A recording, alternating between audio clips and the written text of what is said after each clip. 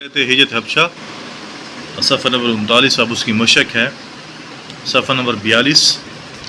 ٹھیک ہے کہ پہلا سوال اس کا ہے کہ درست جواب پر ٹک کا نشان لگائیں کہ مسلمانوں نے مکہ مکرمہ سے پہلی ہجرت کی یمن کی طرف، حبشہ کی طرف، شام کی طرف یا مدینہ کی طرف. تو بے والا صحیح ہے حبشہ کی طرف، جو کہ افریقہ کا ایک ملک ہے. ٹھیک ہے حبشہ.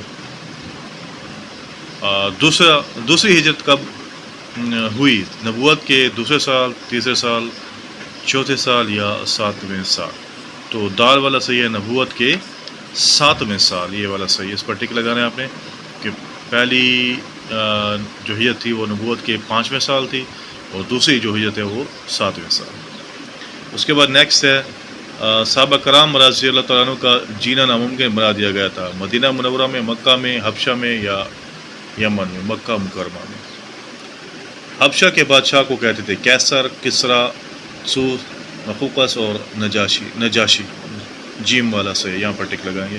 اور اس کے بعد نیکسٹ ہمارے پاس ہے صحابہ کرام رضی اللہ تعالیٰ عنہ نے حفاظت کے لیے گھر بار چھوڑ دیا، دین کی، دنیا کی، وطن کی، مال کی. تو الف والا صحیح ہے دین کی. اس کے بعد خالد کپور ہے صفحہ نمبر 43 پر شارٹ کوشچن اور 60 سوالات اور تفصیلی سوالات. تو حبشہ عرب کے جنوب میں کے دوسرے کنارے پر واقع ہے، بحیرہ احمر.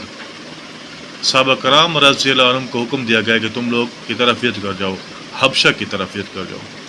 نجاشی ایک حکمران تھا انصاف پسند، یہاں پر انصاف پسند آپ نے لکھنا ہے. اور مسلمان حبشہ پہنچ کر نہایت سکون اور سے رہنے لگے، آزادی سے رہنے لگے.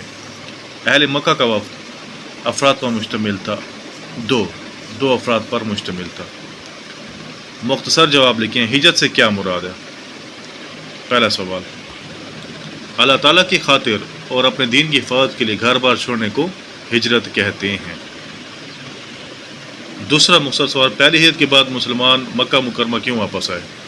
کہ حبشہ میں یہ افواہ پھیل گئی تھی کہ قریش مکہ کے سرکردہ لوگ جو سردار تھے انہوں نے اسلام قبول کر لیا ہے، تو اس وجہ سے وہ واپس آئے، جھوٹی افواہ کی وجہ سے. دوسری ہجرت حبشہ میں کتنے لوگ شامل تھے؟ تو دوسری ہجرت میں 83 مرد اور 19 عورتیں، خواتین شامل تھیں. پہلی ہجرت حبشہ میں قافلے کے امیر کون تھے؟ تو پہلی ہجرت حبشہ میں حضرت عثمان رضی اللہ عنہ کیا ہے؟ قافلے کے امیر تھے.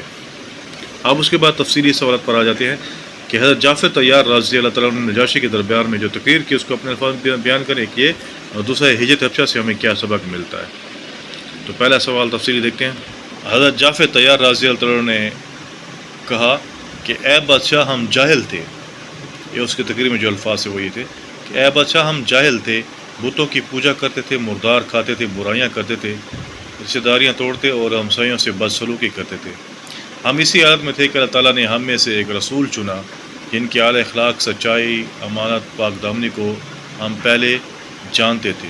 انہوں نے ہمیں اللہ کے سچے دین کی طرف بلایا، نماز، روزہ، زکوٰۃ کا حکم دیا، پاک دامنی اور صلہ رحمی کی تعلیم دی اور ہم ان پر ایمان لے آئے. اور اس وجہ سے ہماری قوم ہم سے ناراض ہو گئی. ہماری قوم نے ہم پر ظلم ڈھائے اور ہمارے دین سے پھیرنے کے لیے ہمیں ہمارے دین سے پھیرنے کے لیے سزائیں دی. ہم نے ان کے ظلم و ستم سے تنگ آ کر آپ کے ملک میں پناہ لی، ٹھیک ہے، تاکہ امن سے رہ سکے. ہمیں امید ہے کہ آپ کے ملک میں ہم پر ظلم نہیں کیا جائے گا. تو یہ حضرت جعفر طیار رضی اللہ عنہ کی جو تقریر کے یہ الفاظ تھے. دوسرا تفصیل سوال کہ ہجرت حبشہ سے ہمیں کیا سبق ملتا ہے؟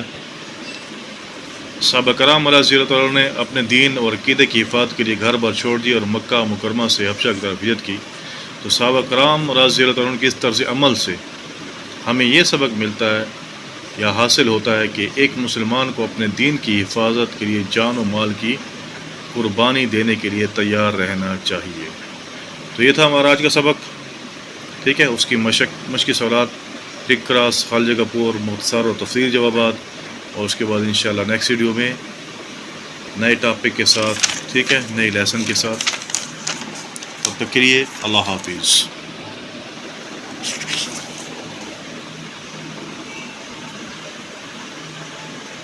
مسجد نجاشی ایتھوپیا.